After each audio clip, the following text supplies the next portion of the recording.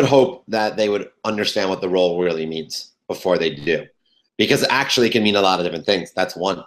So I think understand the role as a concept. I think understand why they think they want to get into it. Well, what do they want to be? Why do they want it?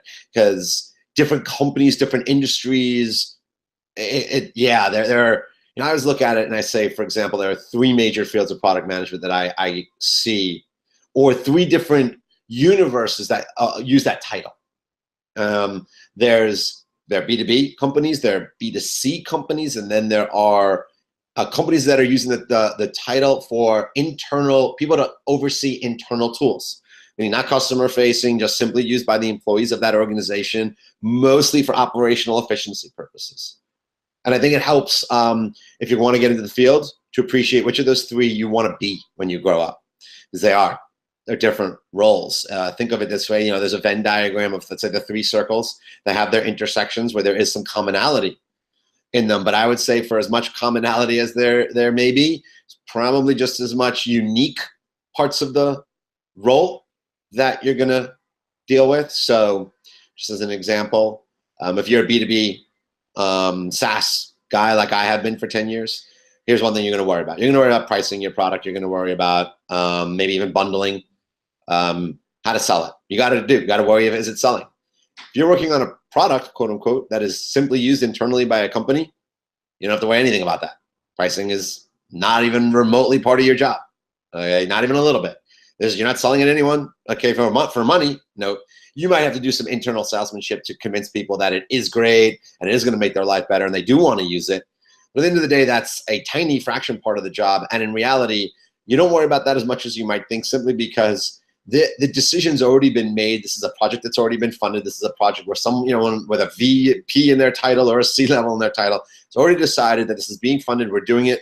The company will use it. And all the users in that department will use it whether they like it or not. And just means it gets used artificially. So that's a big difference between like internal tools and, let's say, working on a product for sale. So just know that they're different. So my point is, do your research about who you want to be, where you want to fit into that product world first, and then decide, even like look at the three different worlds and even decide, is that really what I want to do? And then you also have to potentially realize that there can also be a difference if you're trying to get into the field from, you're never have any product experience, that oftentimes you have to accept the fact that most product people will start, let's just be, on the nose, a little bit doing some grunt work.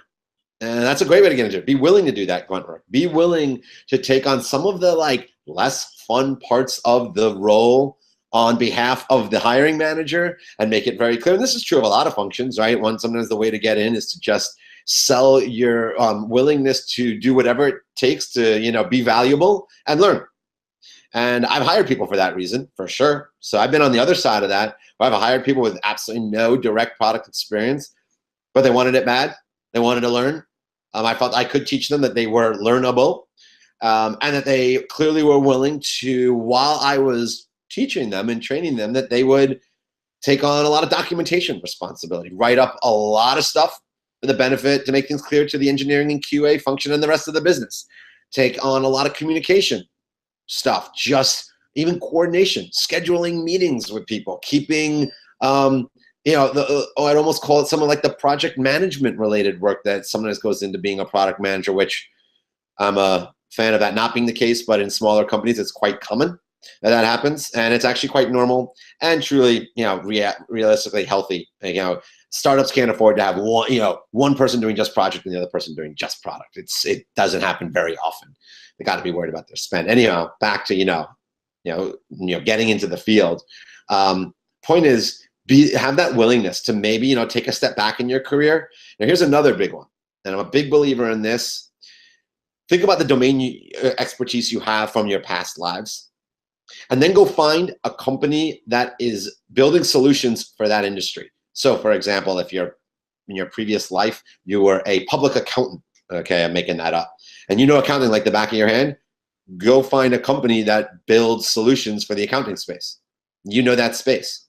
You can be quite valuable in defining a solution to accounting related problems, because you're an SME potentially and can help design a very elegant solution to that problem because you know it really well. That can be very compelling to a hiring manager who says, yeah, one of our struggles is the actual design of our product and ensuring that the way we build it is aligned with accounting processes and procedures and nuances, because we tend to get that wrong because we're not accountants. It happens.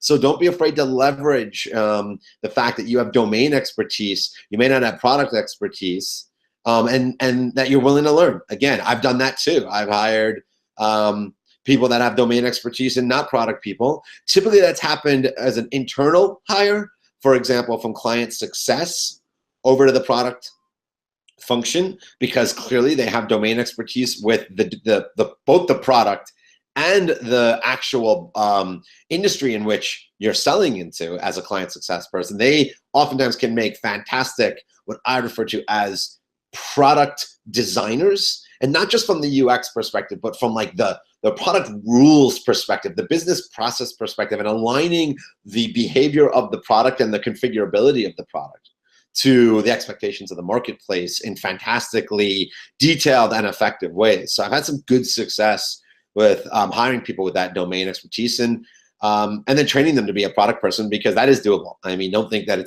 the product function is so hard that you can't learn it. Of course you can. Absolutely can. Sometimes it just takes a little time.